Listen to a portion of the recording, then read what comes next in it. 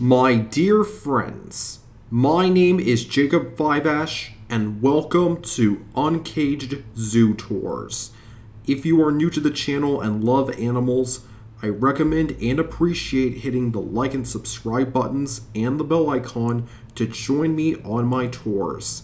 Hello everyone, we're going back to the world-famous San Diego Zoo to visit the rest of their award-winning Africa rocks. In part 1, we saw Hamadryas baboons, klipspringers, hyraxes, a serval, vervet monkeys, leopards, bee-eaters, and geladas. Now we'll be visiting 3 different habitats that will blow your mind. Let's begin. We left off at the vervet monkeys, and the 4th section is dedicated to one of my favorite themes in African exhibits, Madagascar. One of the most misunderstood animals on that island is the fossa.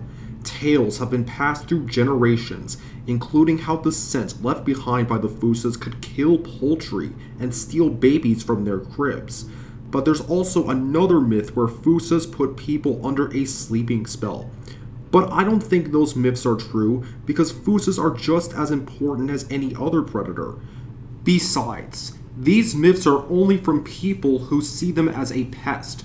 Fossas have retractable claws like most cats. They can climb down a tree head first, and they only make noises during the breeding season. When hunting lemurs, fossas can outmaneuver even the fastest lemurs because they are ambush predators. In other words, fossas can use their sharp claws to catch an unsuspecting lemur and eat it. Now let's focus on the lemurs.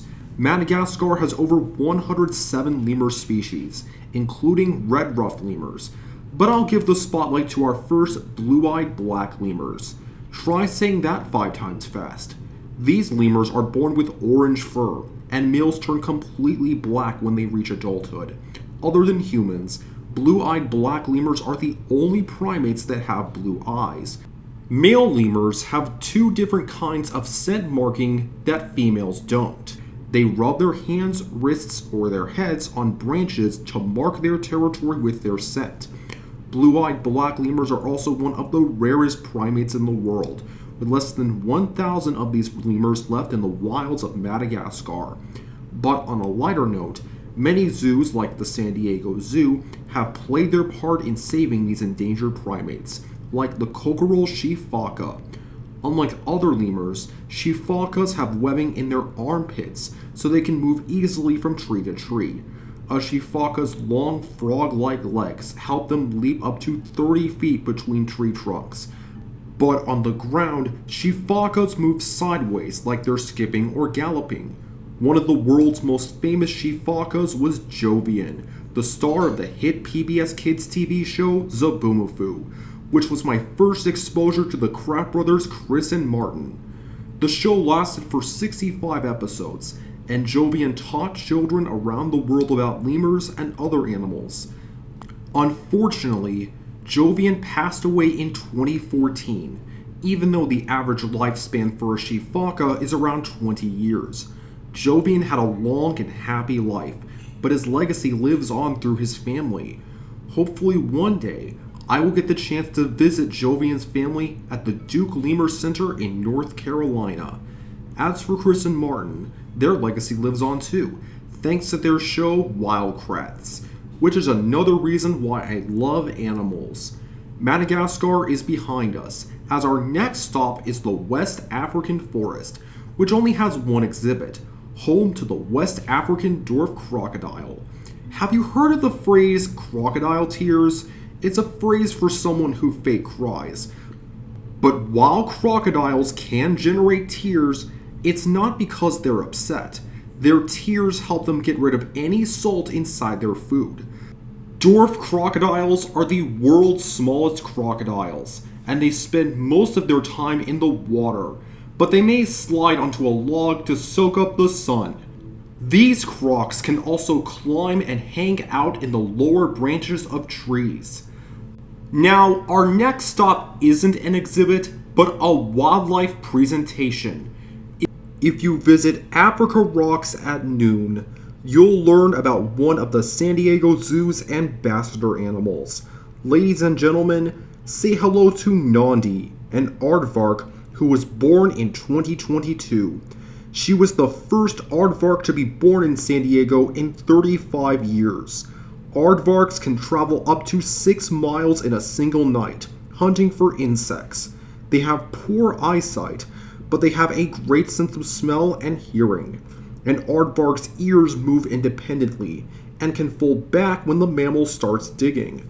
When an aardvark rips open a termite mound with its long claws, it uses its long sticky tongue to lap up termites, but it cannot destroy the mound in one visit. Instead, aardvarks can return to the mound to eat more termites the next night. Aardvarks also dig 3 different types of burrows. First is the overnight or camping burrow, where an aardvark can stay overnight. Second is a long straight burrow with multiple entrances. And finally is a multi-chambered burrow, which is used to raise a baby, or in this case, a cub. An aardvark's gestation period is 6 to 7 months, and they usually give birth to 1 baby at a time. An aardvark cub might venture out on their own after 6 months of staying with their mom. What's even cooler about this presentation is that you might feed an aardvark, like I did. Our final stop is Cape Fynbos, which is based on the beaches of South Africa. When I did the Underwater Wonders tour, I went behind the scenes to see their rookery of African penguins. No, I don't.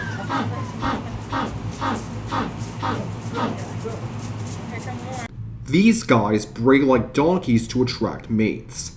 Even though penguins do live in Antarctica, they also live in other parts of the southern hemisphere. African penguins have bare patches around their skin and eyes that release heat from their body when it gets too hot. They may also spend most of their time in the water before returning to their burrows at night. African penguins can eat sardines, squid, and even crustaceans, which they can swallow whole. However, African penguins go through a molting process that lasts 3 to 4 weeks. All their waterproof feathers are replaced during this time, and the penguins can't go in the water because they will get too cold if they do. Before molting, the penguins bulk up on food so they can be satisfied. And that wraps up part 2 of Africa Rocks. After everything I just said in both parts, I would highly recommend checking this exhibit out for many reasons. Besides, seeing the best of Africa's lesser-known animals shows that Africa is way more than just the savannah. Now it's time to vote. Which exhibit at the world-famous San Diego Zoo would you like to see next? If we visit the Wildlife Explorers Base Camp, we'll go on a 2-part adventure at one of the best and most unique children's zoos around. It has bees, hummingbirds, Komodo dragons, 2 active sloths, squirrel monkeys, coatis, ants, caracals, prairie dogs, a wild blue heron, and lots of tiny and misunderstood bugs. We'll even see 2 animal presentations. Our second choice is a prehistoric look at Elephant Odyssey, where we'll go behind the scenes and see a guanaco being fed by yours truly, baby capybaras, dik-diks, elephants, camels, a very active tapir, rattlesnakes, California condors, and even see a lion and a jaguar roar.